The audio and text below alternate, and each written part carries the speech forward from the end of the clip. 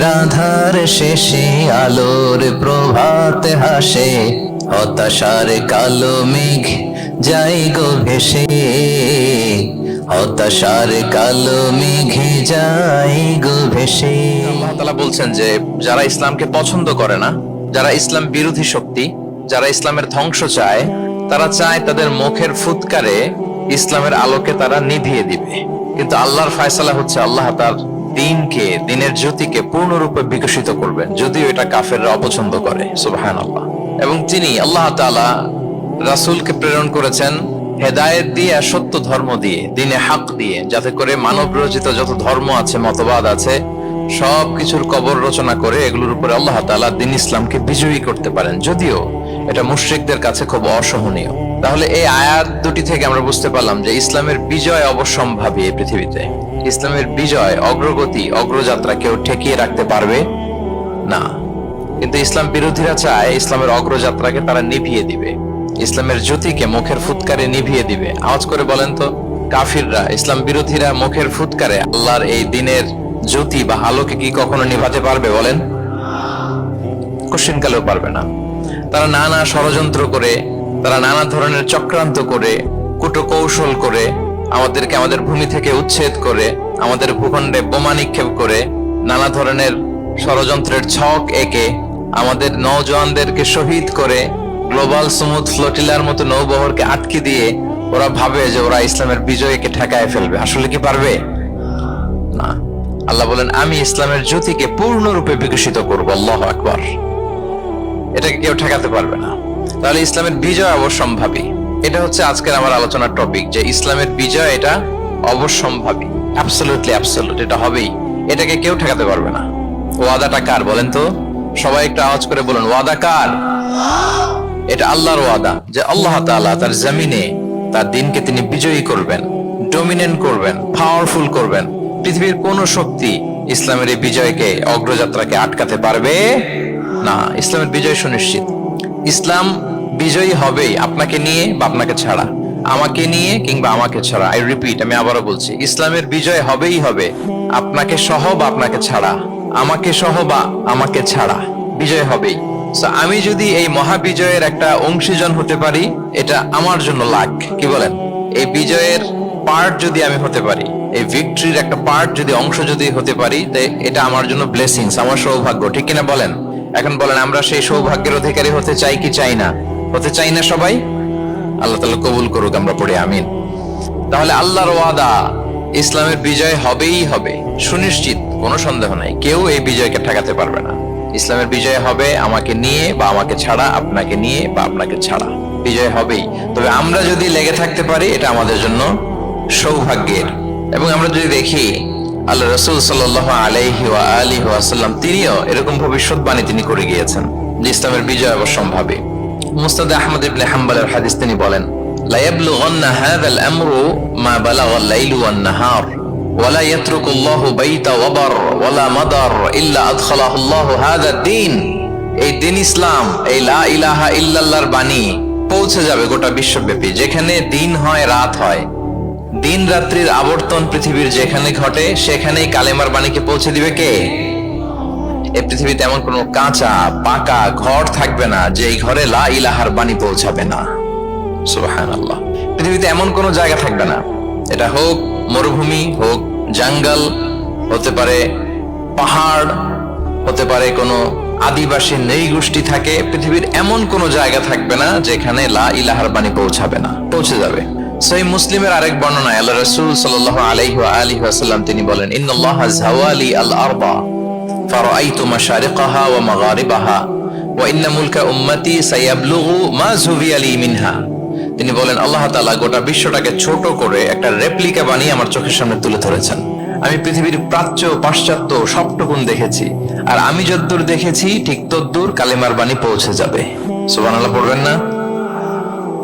তার মানে গোটা বিশ্বব্যাপী ইসলামের সুমহান বাণীকে পৌঁছে দিবে কে? আল্লাহ পৌঁছে দিবেন। আল্লাহর ওয়াদা আর নবী আলাইহিস সালামের ভবিষ্যৎবাণী।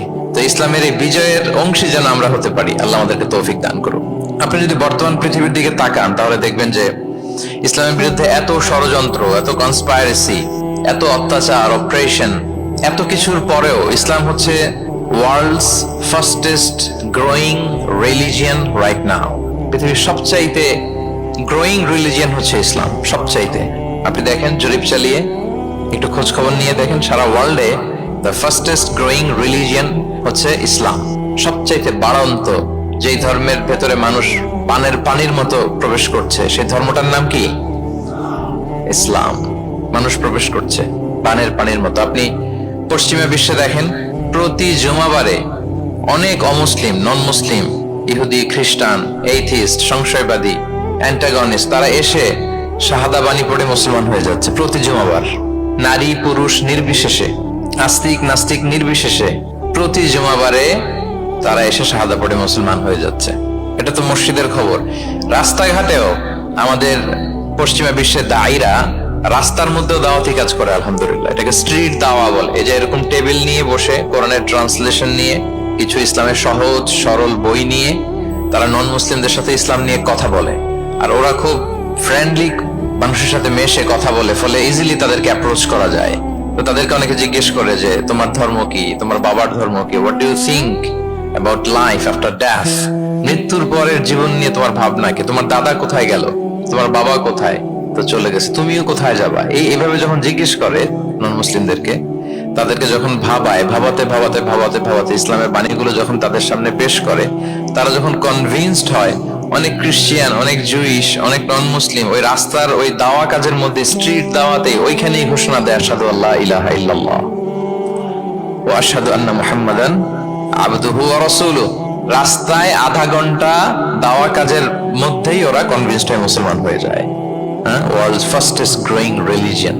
গোটা বিশ্বব্যাপী এভাবে ইসলামকে আল্লাহ তাআলা ছড়িয়ে দিচ্ছেন, গোটা বিশ্বব্যাপী ছড়ায় যাচ্ছে। কেউ এর অগ্রগতিকে থামায় রাখতে পারবে না, অসম্ভব। তাই কোশ্চেন হচ্ছে, এত এত ধর্ম থাকতে, এত এত ডক্ট্রিন থাকতে, মতভেদ থাকতে, ইসলামের গ্রোথ এত বেশি কেন? গোটা বিশ্বতে দেখি মুসলমানরা মার খায়, ফিলিস্তিনে মার খাচ্ছে, আরাকানে মার খাচ্ছে, কাশ্মীরে মার খাচ্ছে, সব জায়গায় আমরা অপ্রেসড। তারপরেও মানুষের এত অ্যাট্রাকশন কেন ইসলামের প্রতি? ইসলাম থেকে তো মানুষ ভয়ে ভাগার কথা ছিল। ইসলামোফোব যেভাবে তারা ডিজাইন করেছে ওয়ার্ল্ড ওয়াইড, ইসলামের ব্যাপারে একটা ভীতি যেভাবে আন্তর্জাতিকভাবে ছড়িয়ে দেওয়া হয়েছে, এখন তো ইসলাম থেকে দূরে যাওয়ার কথা ছিল, কি বলেন? কিন্তু তার বিপরীতে পানির মতো মানুষ ইসলাম ধর্মে ঢুকছে, লা ইলাহা পড়ে তারা সৌভাগ্যবান হচ্ছে। এর কারণটাকে আজকে আমরা এই কারণটা উদ্ধার করবার চেষ্টা করবো, যে কেন হওয়ার কথা ছিল ইসলামের কথা শুনলে মানুষ ভয় পাবে না, সে নন মুসলিমরাই ইসলামের সুশীতল সুমহান বাণীর নিচে আশ্রয় নিচ্ছে। এর কারণটা কি? এই কারণগুলো আজকে আমরা বলবো।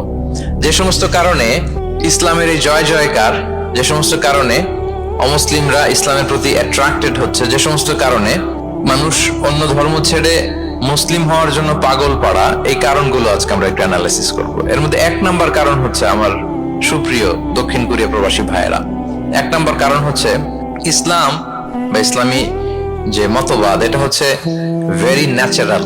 আমাদের ধর্মটা হচ্ছে ভেরি ন্যাচারাল রিলিজিয়ন।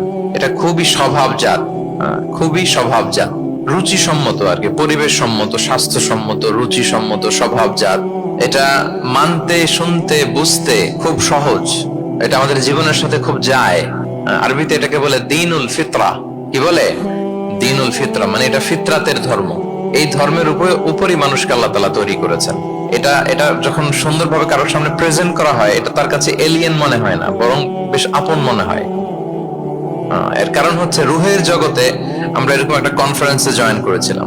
সাইয়েদনা আদম আলাইহিস সালামের পৃষ্ঠদেশ থেকে যারা আমরা বনি আদম হয়ে পৃথিবীতে আসবো, তাদের রূহগুলোকে একত্রিত করে আল্লাহ এরকম একটা কনফারেন্সে কভেনেন্ট করেছিলেন, চুক্তি। তিনি আমাদের জিজ্ঞেস করেছিলেন যে আলাস্তু বিরাব্বিকুম, আমি কি তোমাদের রব নই? আমরা তখন স্বীকারোক্তি দিয়ে এসেছিলাম, আমরা বলেছিলাম ক্বালু বালা শাহিদনা, হ্যাঁ আপনি আমাদের রব। তার মানে রুহের জগতেই আমরা আমাদের রবকে চিনে এসেছি, ইসলামকে চিনে এসেছি রুহের জগতেই। ফলে দুনিয়াতে যখন কেউ সুন্দর করে কোন অমুসলিমের সামনে ইসলামকে পেশ করে, প্রেজেন্ট করে, তার কাছে ইসলামকে বড্ড চেনা চেনা লাগে, ইসলামকে বড্ড আপন আপন লাগে। কারণ ইসলাম তার কাছে নতুন না, সে তো অনেক আগে ইসলামের সাথে পরিচিত হয়ে এসেছে। সুবহানাল্লাহ। রুহের জগতেই সে ইসলামকে চিনে এসেছে, ইসলামের সাথে একটা ইন্টারাকশন তার রুহের জগতেই ছিল। ফলে দুনিয়াতে যখন চমৎকার ভাবে কারোর সামনে ইসলামকে প্রেজেন্ট করা হয়, ইসলামকে তার কাছে অপরিচিত লাগে না। এলিয়েন মনে হয় না, বরং বড্ড আপন আপন লাগে তার কাছে ইসলামকে, ফলে সহজে সে ইসলামকে গ্রহণ করতে পারে। তাহলে এটাকে বলা হয় ফিতরাত। ফিতরাতাল্লাহিল্লাতী ফাতারান নাস আলাইহা লা তাবদীলা লিখালকিল্লাহ। আল্লাহর প্রকৃতির অনুসরণ করা। আল্লাহ বলেন যে প্রকৃতির উপর আল্লাহ তাআলা মানুষকে বানিয়েছেন, আল্লাহর সৃষ্টি কাঠামোতে কোনো পরিবর্তন নেই। তাহলে সবাই এই ফিতরাত ইসলামের উপরই জন্মায়। অন্য হাদিসে আল্লাহ রাসূল সাল্লাল্লাহু আলাইহি ওয়াসাল্লাম বলেন যে মা মিন মাউলুদিন ইল্লা ইউলাদু আলাল ফিতরাহ ফাআবাওয়াহু ইউহাউবিদানিহি আও ইউনাসসিরানিহি আও ইউমাজ্জিসানিহি। মানে সব মানুষ ইসলামের উপর জন্মায়, পরে তার মা বাবারা হয়তো তাকে ইহুদি বানায় বা হিন্দু বানায় বা অগ্নি উপাসক বানায়, কিন্তু তার আসল ধর্ম হচ্ছে ইসলাম। আওয়াজ করে বলেন তো, আসল ধর্ম কি? আসল ধর্ম ইসলাম। সে ফিতরাতের উপর জন্মগ্রহণ করেছে, এমনিতেই বাই ডিফল্ট তার মনটা ইসলামের দিকে টানে। এই পৃথিবীতে যা কিছু ভালো, যা কিছু কল্যাণকর, যা কিছু আমাদের সাথে খাপ খায়, সুইট করে, সহজে সুইটেবল হয়, এটাই ফিতরাত।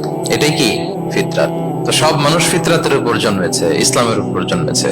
মিরাজের রাতে রাসূল সাল্লাল্লাহু আলাইহি ওয়াসাল্লামকে দুইটা পেয়ালা দেয়া হয়েছে। তিনি বললেন উতি চুবি ইনা আইন, আমাকে জিব্রাইল আলাইহিস সালাম দুইটা বাটি দিল বা পেয়ালা দিল। ফি আহাদিহিমা লাবান ওয়া ফিল আখারি খামর। এর একটার মধ্যে ছিল দুধ আর একটা মদ। আমি দেখতে পাচ্ছিলাম না কোনটাই কি। আমাকে যখন দেয়া হলো ফা আখাযতুল লাবান, আমি দুধের বাটি নিলাম। তখন জিবরিল আলাইহিস সালাম বললেন আসাবতাল ফিতরাহ, আপনি ফিতরাতটাই নিয়েছেন, মানে যেটা ভালো ওইটাই নিয়েছেন, যেটা আপনার সাথে সুইট করে ওইটাই নিয়েছেন। সুবহানাল্লাহ পড়েন। তাহলে ইসলাম হচ্ছে দ্বীনুল ফিতরাহ, এটা ফিতরাতি ধর্ম, এটা অতিরিক্ত চাপিয়ে দেয়া না, এটাই আমাদের ধর্ম। এজন্য ইসলামকে প্রেজেন্ট করলে আমাদের সামনে সুন্দরভাবে, এটা আমাদের কাছে অস্বাভাবিক মনে হয় না, খুবই স্বাভাবিক মনে হয়, ভেরি ন্যাচারাল মনে হয় ইসলামকে আমাদের কাছে। এটা হচ্ছে ফিতরাতের ধর্ম। এই কারণে অমুসলিমরা ইসলামের প্রতি আকৃষ্ট হচ্ছে, কারণ ইসলাম মানা, ইসলাম বোঝা, ইসলামকে প্র্যাকটিস করা মানুষের জন্য সহজ। এটা স্বভাবজাত ধর্ম তার, এটা ভেরি ন্যাচারাল, প্রাকৃতিক, রুচিসম্মত, স্বভাবসম্মত। এজন্য ইসলামের প্রতি মানুষ আকৃষ্ট হয়। এই পয়েন্টটাকে সবাই বুঝতে পেরেছেন? দ্বীনুল ফিতরা বুঝতে পেরেছেন সবাই? আচ্ছা, এটা হচ্ছে ন্যাচারাল রিলিজিয়ন, এই কারণে মানুষ আকৃষ্ট হয়। 2 নাম্বার, ইসলামের প্রতি এত আকৃষ্ট হওয়ার কারণ হচ্ছে দ্য ইউনিভার্সালিটি অফ ইসলাম। আরবিতে এটাকে বলে আল উমুম, মানে ইসলামের সার্বজনীনতা। ইসলাম হচ্ছে ভেরি ওপেন মাইন্ডেড রিলিজিয়ন, সবাইকে অ্যাকোমোডেট করতে পারে। পৃথিবীতে যত ফেইথ আছে, Islam is more accommodative than any other faith. যে কোনো ফেইথ বা বিশ্বাসের চেয়ে ইসলাম ভেরি অ্যাকোমোডেটিভ, সবার জন্য খোলা। The door of Islam is open for everybody 24/7। যখনই কেউ আসতে চায় ইসলামে, ওয়েলকাম। একজন খ্রিস্টান ভাই যদি বলে যে আমি মুসলিম হতে চাই, তার জন্য কোনো বাধা আছে বলেন? আমাদের পক্ষ থেকে কোনো না আছে নাকি? আচ্ছা, কোন ইহুদি যদি বলে মুসলিম হব, কোনো সমস্যা? কোন নাস্তিক যদি বলে, কোন পাহাড়ি নৃগোষ্ঠী চাকমা যদি বলে, কোনো সমস্যা আছে? কিন্তু আপনি যদি বলেন যে আমার ইহুদি হতে বড্ড মন চায়, আমি এখন মুসলিম তো আমি ইসলাম ছেড়ে দিয়ে ইহুদি হতে চাই, ইহুদি হতে পারবেন? পারবেন না। যদি জেনে না থাকেন জেনে নেন, চাইলেই কেউ ইহুদি হতে পারে না। ইহুদি হতে হয় বাই বর্ন, জন্মসূত্রে। তাও আবার বাবা ইহুদি হইলে হবে না, কি আজীব তামাশা। মা ইহুদি হইতে হবে। ইহুদি মায়ের পেট থেকে যদি কেউ জন্মায় তাইলে সে ইহুদি। কিন্তু আমাদের ধর্মে এরকম নিয়ম আছে বলেন তো? না। তাহলে ইসলামটা হচ্ছে সার্বজনীন, এখানে কোনো সাম্প্রদায়িকতা নেই, কারণ ইসলাম সকল সম্প্রদায়ের জন্য এসেছে। আলহামদুলিল্লাহ পড়েন। ইসলামের সাম্প্রদায়িকতা আছে? না, এটা সকল সম্প্রদায়ের জন্য এসছে। যেমন দেখেন, ইসলামের রব আল্লাহ তাআলাকে আল্লাহ কিভাবে পরিচয় করায় দিচ্ছেন। আল্লাহ বলছেন সূরা ফাতিহার শুরুতে, আমরা প্রতিদিন এটা রিসাইট করি, আমরা পড়ি আলহামদুলিল্লাহি রাব্বিল, সবাই পড়েন আলহামদুলিল্লাহি রাব্বিল আলামিন। প্রশংসা সেই আল্লাহর যিনি হচ্ছেন রব্বুল আলামিন, মানে জগৎ সমূহের রব। তিনি সবার রব। কার রব? সবার রব। তিনি কিন্তু বলেন না আলহামদুলিল্লাহি রাব্বিল মুসাল্লিন, তিনি শুধু মুসল্লিদের রব বলছে। রব্বিল মুসলিমিন, শুধু মুসলিমিনদের রব বলছে। হ্যাঁ, রব্বুল হাজিন, শুধু হাজী সাহেবদের রব বলছে না। তিনি কি বলছেন? রব্বিল আলামিন। তাহলে তিনি গোটা জগতের রব, সবার রব তিনি। ইসলামের দরজা সবার জন্য খোলা। দ্য ইউনিভার্সালিটি অফ ইসলাম যে আপনাদেরকে বোঝাচ্ছি, আল উমুম, খেয়াল করে দেখেন যে আল্লাহ যখন নিজের পরিচয় দিচ্ছেন তিনি বলছেন আমি সবার রব। তিনি কার রব? যিনি সবার রব, আলহামদুলিল্লাহ রাব্বিল আলামিন। এবং রাসূলুল্লাহ সাল্লাল্লাহু আলাইহি ওয়া আলিহি ওয়াসাল্লামের পরিচয় যখন আল্লাহ তাআলা করায় দিচ্ছেন, তখন আল্লাহ বলছেন, ওয়ামা আরসালনাকা ইল্লা রাহমাতাল লিল আলামিন, I have sent you as a mercy for all the worlds. নবী হে, আপনি গোটা বিশ্বের সবার জন্য রহমত। সুবহানাল্লাহ। আল্লাহ বলছে যে শুধু মুসলমানদের জন্য রহমত? কথা বলেন। শুধু আরবদের জন্য রহমত? শুধু সাদা চামড়ার মানুষদের জন্য রহমত? শুধু পুরুষদের জন্য রহমত? রহমত কাদের জন্য বলেন তো দেখি, বুঝে থাকলে। আল্লাহর হাবিব সাল্লাল্লাহু আলাইহি ওয়াসাল্লাম কাদের জন্য রহমত বলেন তো সবাই? সবার জন্য রহমত। দেখেন ইউনিভার্সালিটি অফ ইসলাম, ইসলাম যে সবার জন্য। আচ্ছা, আল্লাহ সবার, রাসূলও সবার। এবার ইসলামের কিতাব কোরআনের দিকে যদি খেয়াল করি, কোরআনের পরিচয় দিতে যে আল্লাহ তাআলা বলেছেন, ইন হুয়া ইল্লা যিকরা লিল আলামিন, নিশ্চয়ই কোরআনটা হচ্ছে জগৎবাসীর জন্য যিকরা, উপদেশ, রিমাইন্ডার। তাহলে কোরআনও সবার জন্য নাকি শুধু আমাদের? প্রিয় ভাইরা, কোরআন কি শুধু আমাদের বই? না, এটা হিন্দু ভাইদেরও বই, এটা নাস্তিকদেরও বই, এটা বুদ্ধিস্টদেরও বই, তাদের হেদায়েতের কথাও এখানে আছে। এটা সবার বই, এটার ওনারশিপ সবার, এটা আমাদের সবার। তাহলে দেখেন, আমাদের রব সবার, আমাদের রাসূল সবার, আমাদের কিতাব সবার। তাহলে ইসলামে কোনো সংকীর্ণতা নেই, ইসলামে কোনো সাম্প্রদায়িকতা নেই, কোনো সম্প্রদায়ের জন্য ইসলাম আসেনি, ইসলাম এসেছে সবার জন্য। আলহামদুলিল্লাহ পড়েন। তাহলে দ্য ইউনিভার্সালিটি অফ ইসলাম, এটা ক্লিয়ার না সবার কাছে? বুঝতে পেরেছেন? তাহলে কেন ইসলাম দ্য ফাস্টেস্ট গ্রোয়িং রিলিজিয়ন?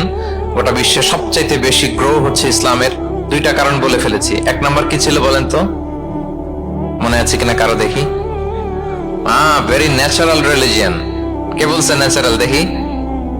এই মাশাআল্লাহ, কি উনি শুধু বুঝলো নাকি? আর বাকিরা বললেন না যে? এক নাম্বার কি ছিল? ন্যাচারাল। ইসলাম হচ্ছে ভেরি ন্যাচারাল রিলিজিয়ন, স্বভাবজাত, প্রাকৃতিক ধর্ম। আমাদের মনের সাথে, প্রকৃতির সাথে খাপ খায় না এরকম কোনো আইন বিধান ইসলামে নাই। গেল। দুই নাম্বার কি বললাম? জোরে। সার্বজনীন, সার্বজনীন ধর্ম, সবার। এটা কোন নির্দিষ্ট গোষ্ঠী, কোন সম্প্রদায়ের জন্য ইসলাম আসে নাই। আচ্ছা, তিন নাম্বার হচ্ছে ফ্লেক্সিবিলিটি। ইসলাম অনেক ফ্লেক্সিবল একটা রিলিজিয়ন। আরবিতে এটাকে বলে আত-তাইসির, মানে ইসলামে কাঠিন্যতা নেই, ইসলামের বিধানগুলো সহজ। বলেন, ইসলামের বিধান মানতে আপনাদের কঠিন লাগে? আল্লাহ বলেন, ইউরিদুল্লাহু বিকুমুল ইউসরা ওয়ালা ইউরিদু বিকুমুল উসর। আল্লাহ তোমাদের জন্য সহজ চান, কঠিন চান না। আল্লাহ কি চায়? সবাই বলুন। আল্লাহ সহজ চায়, আল্লাহ কঠিন চায় না। আমরা অনেক সময় কঠিন করে দিনকে উপস্থাপন করি, জটিল করে দিনকে উপস্থাপন করি। ওমা জাআলা আলাইকুম ফিদ-দীনি মিন হারাজ। আল্লাহ তাআলা দিনে কোনো জটিলতা রাখেননি, কিন্তু আমরা খুব কঠিন করে উপস্থাপন করি। আল্লাহ বারবার বলেছেন সহজ সহজ সহজ, লা ইউকাল্লিফুল্লাহু নাফসান ইল্লা উসআহা। আল্লাহ সাধ্যের বাইরে কাউকে কিছু চাপিয়ে দেন না। আমাদের যত সাধ্যে কোলায় ঠিক তদ্দুরই আল্লাহ চাপিয়ে দেন। সুবহানাল্লাহ। ইসলাম কত সহজ, কতটা সহজ আমি আপনাদেরকে বুঝিয়ে বলছি, আপনারা একটু মনোযোগ দিয়ে শুনুন। একটা ছোট্ট হাদিস আপনাদের সাথে শেয়ার করি। ইসলাম কতটা সহজ আপনারা একটু শুনলেই বুঝতে পারবেন। এক সাহাবী আল্লাহ রাসূল সাল্লাল্লাহু আলাইহি ওয়া আলিহি ওয়াসাল্লামের কাছে এসে তিনি বললেন, ইয়া রাসূলুল্লাহ, হালাকতু ইয়া রাসূলুল্লাহ, হে রাসূল, আমি তো শেষ। আমি তো, শুনতেছেন, মনোযোগ আছে? আমি তো শেষ। রাসূল সাল্লাল্লাহু আলাইহি ওয়াসাল্লাম বললেন, ওমা আহলাকা, কি হয়েছে তোমার? তো সে বলে, ওয়াকাআতু আলা ইমরাআতি ফি রমাদান, আমি তো রমজান মাসে দিনের বেলায় আমার স্ত্রীর সাথে মেলামেশা করে ফেলছি, একেবারে ফাইনাল মেলামেশা, আমার সিমেন আউট হয়ে গেছে বডি থেকে। এজন্য সে অস্থির হয়ে রাসূল সাল্লাল্লাহু আলাইহি ওয়াসাল্লামের কাছে এসে, ইয়া রাসূল, আমি তো শেষ, আমারে বাঁচান, আমারে বাঁচান। কি হয়েছে? বলে, দিনের বেলায় রমজানে স্ত্রীর সাথে মেলামেশা, ইন্টিমেসি নিষেধ, আমি তো ইন্টিমেসিতে চলে গেছি, আমার কি হবে, আমারে বাঁচান। তো আপনারা জানেন যে ইচ্ছাকৃত যদি কেউ রোজা ভাঙে, আমি আপনাদেরকে বোঝাচ্ছি হচ্ছে ফ্লেক্সিবিলিটি। ইসলাম যে কতটা ফ্লেক্সিবল এটা আগে মাথায় রাখেন, যে what is the essence of flexibility in Islam. কতটা ফ্লেক্সিবল ইসলামের নিয়ম কানুন আর তাইসির। ইচ্ছা করে যদি কেউ রোজা ভাঙে, তার বিধান হচ্ছে তার কাজাও করতে হবে, কাফারাও দিতে হবে। কাজা মানে একটা রোজার জন্য আরেকটা রোজা, আর কাফারা হচ্ছে হয় তাকে একটা দাস আজাদ করতে হবে, অথবা তাকে 60টা রোজা রাখতে হবে টানা, অথবা 60 জন মিসকিনকে খাওয়াতে হবে। তো সে যখন এসে বললো, ইয়া রাসূলুল্লাহ, আমাকে বাঁচান, কি করবো আমি? রাসূল সাল্লাল্লাহু আলাইহি ওয়াসাল্লাম বলেন, আচ্ছা ঠিক আছে, তুমি এই কাজ করে ফেলছো, তোমার তো পেনাল্টি হয়েছে। তো পেনাল্টি কি? তো বলে যে, রাসূল সাল্লাল্লাহু আলাইহি ওয়াসাল্লাম বলেন যে, তুমি একটা দাস আজাদ করে দাও। বলে, ইয়া রাসূলুল্লাহ, এই সক্ষমতা আমার নাই, আমি দাস আজাদ করবো কোত্থেকে? আচ্ছা, এটা পারবা না। তো তাহলে টানা 60টা রোজা রাখো কাফারা হিসেবে, টানা 60 দিন রোজা রাখতে হবে, রমজান চলে যাওয়ার পরে 60 দিন রোজা, এটা রাখো। বলে, ইয়া রাসূলুল্লাহ, এটাও পারবো না আমি, টানা 60 দিন রোজা আমি রাখতে পারবো না। আচ্ছা এটাও যদি না পারো তাহলে তুমি 60 জন মিসকিনকে খাবার খাইয়ে দাও। এবার সে বলে, ইয়া রাসূলুল্লাহ, খাবারও খাওয়াতে পারবো না, আমি এই সামর্থ্য নাই। কি বিপদ! দাস আজাদ এটাও পারবা না, টানা 60টা রোজা এটাও পারবা না, 60 জন মিসকিনকে খাবার দিবা তাও পারবা না, তো কি আর করা, বসো, এক পাশে বসো। বসে আছেন, উনি অন্যান্য কাজ সারতেছেন। হঠাৎ এক ঝুড়ি খেজুর রাসূল সাল্লাল্লাহু আলাইহি ওয়াসাল্লামের কাছে আসলো, এক ঝুড়ি সাদাকার খেজুর। আসার পর রাসূল সাল্লাল্লাহু আলাইহি ওয়াসাল্লাম বললেন, ওই লোকটা কই যে এই কাজ করে ফেলছে, তাকে নিয়ে আসা হলো। রাসূল সাল্লাল্লাহু আলাইহি ওয়াসাল্লাম বললেন, যাও, দাসও আজাদ করতে পারবা না, 60টা রোজাও রাখতে পারবা না, 60 জন মিসকিনকে খাবারও দিতে পারবো না, তাহলে এক ঝুড়ি খেজুর আমার দরবারে আসছে, চ্যারিটির সাদাকার খেজুর, যাও এগুলো গরিবদের মাঝে বিতরণ করে দাও, তাসাদ্দাক বিহা ফিল মাদিনা, মদিনায় বিতরণ করে দাও। এবার সে বলে, আলা আফকারা মিন্না ইয়া রাসূলুল্লাহ, ইয়া রাসূলুল্লাহ, আমার চেয়ে গরিব কাউকে দিতে হবে? রাসূল সাল্লাল্লাহু আলাইহি ওয়াসাল্লাম বললেন, হ্যাঁ, গরিব কাউকে দিবা। বলতেছে, এই পুরো মদিনাতে আমার চেয়ে গরিব আর কেউ নাই। কি বিপদ! তোমার চেয়ে গরিব আর কেউ নাই? বলতেছে, আমি সবচাইতে মদিনায় গরিব। বলতেছে, তাহলে কি আর করবা, যাও তুমিই খাও, নিয়ে যাও বাসায়, তুমি আর তোমার ফ্যামিলি সবাই মিলে এটা খাও। চিন্তা করেন, আসছিল পেনাল্টি দিতে, নিয়ে গেল এক ঝুড়ি, কথা বোঝা নাই, নিয়ে গেল এক ঝুড়ি খেজুর। দেখেন, what is the flexibility of Islam. Islam কতটা ফ্লেক্সিবল, মানুষের সুবিধা অসুবিধাকে ইসলাম কতটা গুরুত্ব দেয়। আমরা ইসলামকে বোঝানোর ক্ষেত্রে, এক্সপ্লেইন করার ক্ষেত্রে এগুলো মাথায় রাখি না। তাহলে ইসলামের এই যে ফ্লেক্সিবিলিটি যখন কোনো নন মুসলিম দেখে, এই হাদিস যদি কোনো নন মুসলিম পড়ে, আপনি বলেন সে কি আর অন্য ধর্মে থাকতে পারবে? যে একটা ধর্ম এত ফ্লেক্সিবল হয় কি করে, এত ফ্লেক্সিবল। এভাবে আপনি যদি দেখেন, রাসূল সাল্লাল্লাহু আলাইহি ওয়াসাল্লাম খুব সহজ করে দ্বীন ইসলামকে উপস্থাপন করেছেন। কাউকে যখন তিনি কোনো দায়িত্ব দিয়ে কোথাও পাঠাতেন, তখন তিনি একটা বিখ্যাত কথা বলে দিতেন। সব সময় বলতেন যে, বাশশিরু ওয়ালা তুনাফিরু, ইয়াসসিরু ওয়ালা তুআসসিরু। তোমরা মানুষকে সুসংবাদ দাও দ্বীনের ব্যাপারে, মানুষকে ভয় দেখিও না, দ্বীন থেকে ভাগিও না। ইয়াসসিরু, তোমরা দ্বীনকে সহজ করে প্রেজেন্ট করো, ইসলামকে জটিল করে মানুষের সামনে কখনো প্রেজেন্ট করো না। ফ্লেক্সিবিলিটি। আল্লাহ রাসূল সাল্লাল্লাহু আলাইহি ওয়াসাল্লাম তিনি একবার মসজিদে নববীতে বসা, এক বেদুইন আসলেন। বেদুইন, নোমাডিক গাই, বেদুইন, যার মধ্যে সভ্যতার ছোঁয়া লাগেনি। তো সে মসজিদে ঢুকেই উটে চড়ে আসলেন, উটটাকে মসজিদের পিলারের মধ্যে বেঁধে রাসূল সাল্লাল্লাহু আলাইহি ওয়াসাল্লামকে সালামও দিচ্ছে না। কি দিচ্ছে না? সালামও দিচ্ছে না, কথাও বলতেছে না। মসজিদে ঢুকে পিলারের মধ্যে উটটাকে বেঁধে 2 রাকাত নামাজ পড়া শুরু করছে। 2 রাকাত নামাজের পরে দোয়া করতেছে। কি দোয়া জানেন? দোয়ায় বলতেছে, আল্লাহুম্মা আরহামনি ওয়া মুহাম্মাদা ওয়া লা তারহাম মা'ানা আহাদা। মানে আল্লাহ, তুমি শুধু আমাকে রহম করো আর মুহাম্মদ সাল্লাল্লাহু আলাইহি ওয়াসাল্লামকে রহম করো, আমাদের দুইজনের সাথে আর কাউরে তুমি রহম করো না। বেদুইন হলে যা হয়, তার যে এটিকেটস অফ দোয়া, দোয়ার যে আদব, অন্যের জন্য দোয়া করলে যে নিজের লাভ, এটা ভুলে গেছে। আপনারা এটা জানেন তো যে অন্যের জন্য দোয়া করলে লাভ? জানেন? আপনি যদি এক ভাইয়ের জন্য দোয়া করেন যে আল্লাহ সে অসুস্থ, তুমি তাকে সুস্থ করে দাও, ফেরেশতারা বলতে থাকে, আল্লাহ যিনি এই দোয়াটা করলেন তার কোনো অসুস্থতা থাকলে আগে তুমি তাকে সুস্থ করে দাও। ধরেন যে আপনার এক ভাই দারিদ্রের কষাঘাতে জর্জরিত, টাকা পয়সা না, আপনি দোয়া করলেন যে আল্লাহ আমার ভাইটা আর্থিক সমস্যায় আছে, তার আর্থিক সমস্যা দূর করে দাও। ফেরেশতারা দোয়া করে, আল্লাহ যিনি দোয়া করলো তার যদি আর্থিক সমস্যা থাকে তুমি আগে তার আর্থিক সমস্যা দূর করে দাও। সুবহানাল্লাহ, সুবহানাল্লাহ বিহামদি। তো এক লোক এই হাদিসের ফজিলত শুনে ইফতারির পূর্ব মুহূর্তে, যেহেতু দোয়া কবুল হয়, তার ওয়াইফ ইফতারি তৈরি করতেছে, এই হাদিসের ফজিলত শুনে এক লোক তার বন্ধুর জন্য দোয়া করতেছে যে আল্লাহ আমার বন্ধুটার তো এখনো বিয়ে হয় নাই, তুমি সুন্দরী রূপবতী একটা স্ত্রীর ব্যবস্থা করে দাও আল্লাহ আমার বন্ধুর। এই দোয়া শুনে তার স্ত্রী তো রেগে মেগে আগুন, সেই ইফতারি রেখে দিয়ে এসে বলে, এই এত বড় সাহস, কি দোয়া করো এসব উল্টা পাল্টা? স্বামী বলে, কি দোয়া উল্টা পাল্টা, কি দোয়া করলাম? আমি তোমার বন্ধুর জন্য দোয়া করছি যে আল্লাহ তারে তুমি রূপবতী সুন্দরী স্ত্রীর ব্যবস্থা করে দাও। তো ওয়াইফ বলে, এই তুমি কি মনে করছো আমি হাদিসটা জানি না যে অন্যের জন্য ভালো কোনো দোয়া করলে আগে এটা নিজের জন্য কবুল হয়? সুবহানাল্লাহ। দেখেন ইসলামের বিধান কত সুন্দর। আপনি অন্যের কল্যাণ কামনা করলে এটা, এই কল্যাণ ফিরে আপনার দিকে আসে আগে। সুবহানাল্লাহ।